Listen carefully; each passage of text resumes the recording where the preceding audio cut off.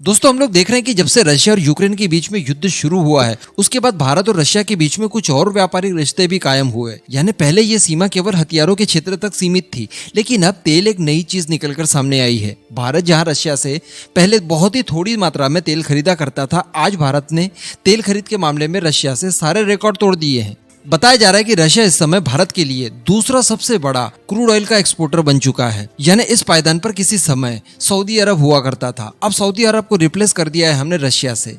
खैर ऑब्वियसली यहाँ पर भारत को भी काफी सस्ते दरों पर ये तेल वगैरह मिला था, इसलिए भारत ने भी रशिया से खरीदना ज्यादा उचित समझा। लेकिन यहाँ पर देखने वाली बात यह है कि इन सब के लिए भारत ने काफी चुनौतियों का सामना किया। अमेरिका लगातार दबाव बना रहा था, पश्चिमी देशों ने लगातार दबाव बनाया। इधर ऑस्ट्रेलिया की बात की जाए तो वो भी भारत के सिर पर चढ़ गया था कि देखिए आप ऐसा गलत कर रहे हैं, इन सब से हमारे प्रतिबंध जो लगाए गए हैं रशिया के ऊपर उनका ज्यादा असर नहीं होगा। लेकिन भारत ने उसके बाद भी इन सब चीजों को बेदखल करते हुए रशिया से तेल खरीदना जारी रखा। लेकिन दोस्तों यहाँ पर एक समस्या आ गई और वो ये थी कि भारत को होने वाला था व्यापारिक घाटा, क्योंकि भारत तो रशिया से खरीद रहा था लेकिन रशिया भारत से कुछ नहीं खरीद रहा था। अब बताया जा रहा है कि सस्ते तेल की वजह से मार्च 2022 खत्म होने के बाद जो वित्त वर्ष का आंकड़ा निकाला गया उसमें भारत को 6.61 अरब डॉलर का व्यापारिक घाटा हुआ। अब बताया जा रहा है कि भारत इन सब की पूर्ति के लिए रशिया के ऊपर दबाव बना रहा है कि रशिया भारत से फार्मास्यूटिकल, प्लास्टिक और केमिकल जैसे उत्पादों के निर्यात पर जोर दे।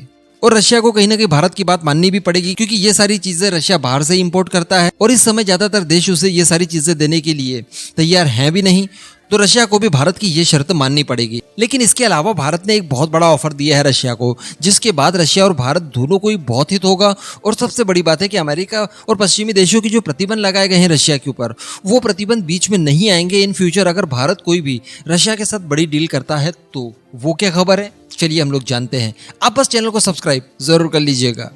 इसी युद्ध के दौरान भारत को एक अवसर दिखा रशिया के साथ व्यापारिक रिश्ते और ज्यादा बढ़ाने के लिए, क्योंकि मैंने अभी आपको बताया कि भारत और रशिया के बीच में व्यापार ज्यादातर हथियारों तक ही सीमित रहता था।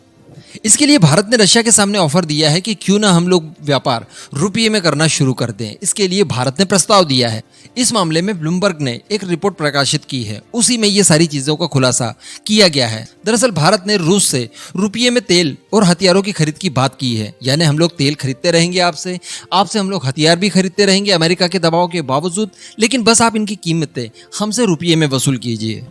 भारत रूस की सरकारी नियंत्रण वाली वीटीपी बैंक, पीजेएससी और सर बैंक पीजेएससी, इसमें जमा लगभग 2 अरब डॉलर का इस्तेमाल इस योजना के तहत करने की सोच रहा है। और बताया जा रहा है कि इसके लिए रशिया की भी स्वीकृति मिल चुकी है और बहुत ही जल्द इस पूरी योजना को अंतिम रूप दे दिया जाएगा। यानी रुपये में अब हम लोग कोई भी चीज खरीद पाएंगे रशिया से। इन सब भारत के प्रस्तावों को रशिया मान चुका है और इसके ऊपर फाइनल वर्क किया जा रहा है। कहने का मतलब एक नया रास्ता निकाला जा रहा है रशिया और भारत के बीच में, जो कि अमेरिका को बाईपास करते हुए सीधे किसी भी डील को अंजाम तक पहुंचाए। क्योंकि अभी रशिया के साथ विदेशी मुद्राओं का लेन देन करते हुए किसी भी डील को आप अंजाम तक पहुंचा दें, ये पॉसिबल नहीं है। जब किसी तीसरे देश की हमें जरूरत नहीं पड़ेगी इन सब के लिए, उसके बाद यकीनन भारत और रशिया आसानी से व्यापार कर पाएंगे। और इसका दूसरा एक और इम्पोर्टेंस ये होगा कि भारत की करेंसी रुपये की वैल्यू भी बढ़ेगी। अभी अगर हम लोग इतना ज्यादा व्यापार हमारे रुपये में करेंगे तो ऑब्वियसली इसकी डिमांड बढ़ेगी, क्योंकि रशिया भी इन्हें कहीं ना कहीं तो खर्च करना चाहेगा। इन सब चीजों से भारत की अर्थव्यवस्था को भी बहुत फायदा होगा। और सबसे बड़ी बात की जो दूसरे देशों की निर्भरता रही है, उसमें आप फिर यूरो की बात कर ले या फिर डॉलर्स की,